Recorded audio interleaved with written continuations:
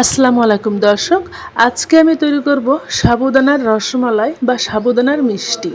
দেখতে একদম কাচের মতো জলজলে এবং অনেক বেশি নরম তুলতুলে এই মিষ্টিটি আমি খুব সহজেই তৈরি করেছি। চলুন রেসিপিটি দেখে নেই। প্রথমে আমি নিয়ে নিচ্ছি সাবুদানা। আমি এখানে হাফ কাপ পরিমাণ সাবুদানা নিচ্ছি। আপনারা চাইলে এর ডাবল অর্থাৎ পরিমাণে বেশি করেও তৈরি করতে পারেন। আমি এখন এই সাবুদানাটা নর্মাল পানি দিয়ে একবার ধুয়ে নেব। 2 কাপ মতো পানি দিয়ে চামচ দিয়ে একটু নেড়েচেড়ে পানিটা এভাবে ঝরিয়ে নিচ্ছি। 3-4 মিনিট এইভাবে ঝরিয়ে রাখলেই হবে। কয়েকবার ধোয়ার কোনো প্রয়োজন নেই, একবার ধুয়ে নিলেই হবে। এখন এই ভেজা সাবুদানাটা আমি একটা বাটিতে নিয়ে নিচ্ছি এবং অপেক্ষা করব 30 মিনিটের জন্য।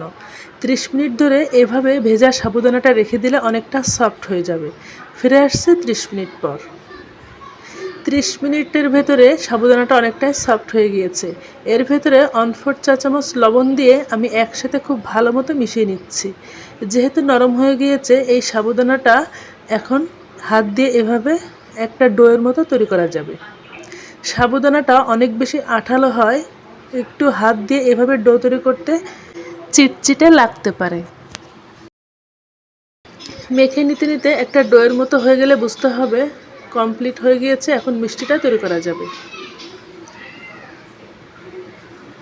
এখন আমি হাতটা পরিষ্কার করে হাতে তেল মেখে নিয়েছি এবং একটা প্লেটেও তেল মেখে নিয়েছি এবং একটা চামচ সেটাতেও তেল মেখে নিয়েছি।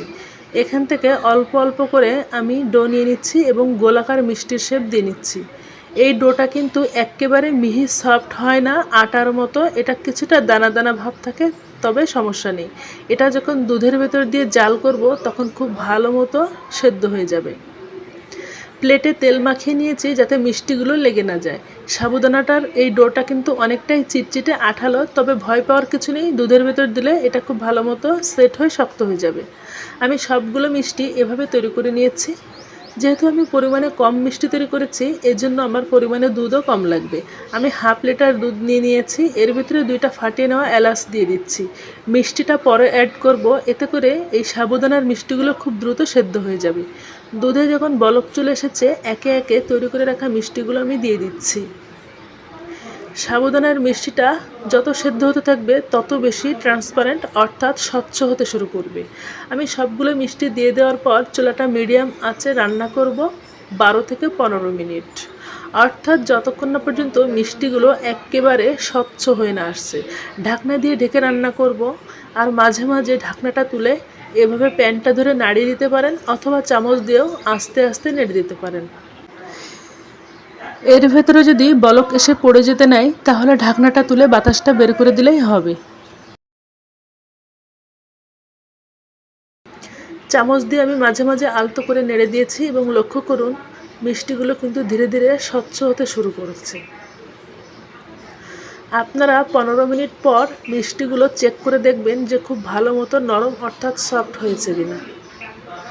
আমি একটা মিষ্টি এইভাবে চেক করে দেখছি, দেখুন ঠিক কতটা সফট হয়ে গিয়েছে, দেখলেই বোঝা যাচ্ছে, এবং অনেকটা স্বচ্ছও হয়ে গিয়েছে। যখন মিষ্টিগুলো এরকম সফট হয়ে যাবে, এরপরে আমি যোগ করব চিনি। মিষ্টি যে কোনো ডেজার্ট আইটেম অথবা পায়েসে চিনিটা শেষে দিতে হয়, তাহলে খুব দ্রুত সেদ্ধ হয়। চিনিটা প্রথমে দিয়ে দিলে সেদ্ধ হতে অনেক সময় লেগে যায়। আমি হাফ লিটার দুধের জন্য 1/4 কাপ পরিমাণ চিনি দিচ্ছি। এটাই আমার কাছে পারফেক্ট মনে হচ্ছে। আপনারা চাইলে এখানে কনডেন্স মিল্কও যোগ করতে পারেন, সেক্ষেত্রে এই মিষ্টিটার স্বাদ আরও বেশি বেড়ে যাবে। এখন চিনিটা দেওয়ার পর গলে যাওয়ার জন্য 2 মিনিট জাল করে নিয়ে চুলা থেকে এটা নামিয়ে ফেলবো। এই মিষ্টিটা পুরোপুরি ঠান্ডা না করে কিছুটা গরম থাকলেই পরিবেশন করলে বেশি মজা হয়।